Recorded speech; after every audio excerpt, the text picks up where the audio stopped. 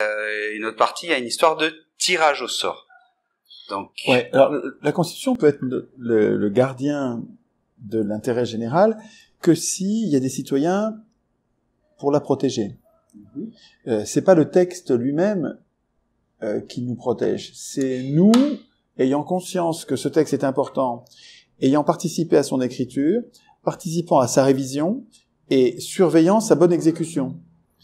Il faut qu'il y ait des citoyens derrière une constitution. C'est pas faut avoir une très bonne constitution. S'il n'y a pas de citoyens, le tyran fera ce qu'il voudra. Il violera la constitution dans l'indifférence générale parce qu'il n'y a pas de citoyens. Donc en fait, si vous voulez, la constitution, c'est vraiment qu'un outil quand même. Hein. Ce qui est essentiel, c'est la conscience citoyenne. Il faudrait que les citoyens deviennent constituants. À mon avis, il n'est de citoyens que constituants. Tant que les citoyens sont pas capables de penser, d'instituer eux-mêmes, c'est la société qui s'auto-institue, comme disait Castoriadis. Tant que les citoyens sont pas capables d'instituer eux-mêmes la dévolution des pouvoirs, comment est-ce qu'on désigne les acteurs politiques, et le contrôle des pouvoirs, comment est-ce qu'on se débarrasse des acteurs qui défaillent, tant que les humains n'ont pas muté en constituants, se sont pas transformés, ne se sont pas rendus aptes à vouloir une constitution. Et vouloir, c'est important, c'est décisif, ça. Hein. Donc, on n'avancera pas. C'est pas la solution, c'est pas la constitution. La solution, c'est nous devenant constituants.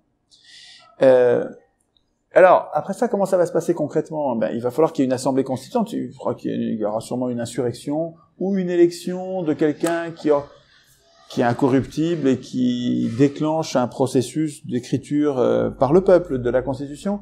Mais à mon avis, ce gars-là se fera zigouiller. Il se fera tuer parce les ultra-riches, les grands privilégiés tuent les gens pour moins que ça. Donc, je veux dire, un gars qui est capable de gagner les élections, qui manifestement il a de bons résultats dans les sondages, il va gagner alors qu'il va mettre le système de domination et des travaux forcés à bas, il va se faire tuer. Donc, je pense que ce sera plutôt sur une insurrection que ça va se passer. Les insurrections, il y en a partout dans le monde, à toutes les époques. C'est une banalité sans nom. En fait, les humains passent leur temps à s'insurger. Ce sera encore une insurrection. Ce qu'il y a, c'est qu'à chaque fois, on replonge dans la nasse, dans le piège, parce que on s'est pas préparé avant l'insurrection. On s'est pas préparé à qui va écrire le monde d'après, qui va écrire le contrat social suivant. Et il me semble que moi, ce que je propose, c'est qu'on s'entraîne maintenant, avant l'insurrection. Si on s'insurgeait aujourd'hui, ce serait beaucoup trop tôt. On s'entraîne, et ça, on l'a jamais fait dans l'histoire des hommes, on s'entraîne à écrire nous-mêmes, mais par millions. Il faut qu'on s'entraîne, et puis qu'on réveille le voisin, qu'on lui dise, éteins ta télé, viens, rejoins-nous, on écrit des articles. Et tu vas comprendre, tu vas voir, on va t'expliquer, et puis on se forme nous-mêmes, éducation populaire. Il faudrait qu'on soit tous capables d'écrire la Constitution, ouais. Et après on va nous tirer au sort pour écrire la Constitution, mais on sera prêt. Et on sera prêt, et puis on va pas le faire seul, c'est-à-dire que ceux qui auront été tirés au sort pour écrire la Constitution, ils vont le faire sous le regard sourcilleux et inquiet des autres qui vont vérifier qu'ils font pas de bêtises.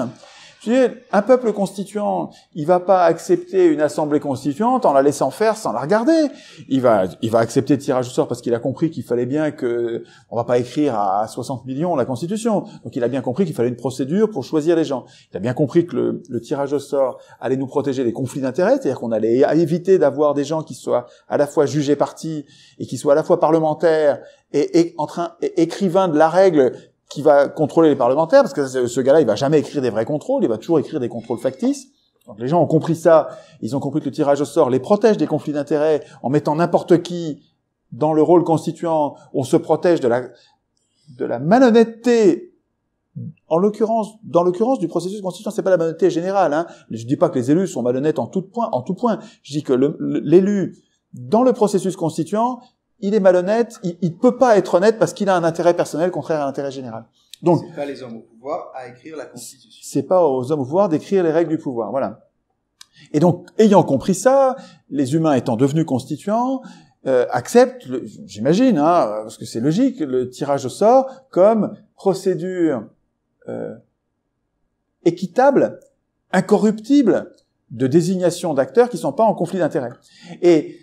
Mais ils sont pas fous et ils savent bien qu'il peut y avoir des imbéciles ou des méchants qui sont tirés au sort, donc des gens qui ont pas toutes les qualités, qui peuvent avoir des défauts, des vices, et on va les surveiller, on va les regarder.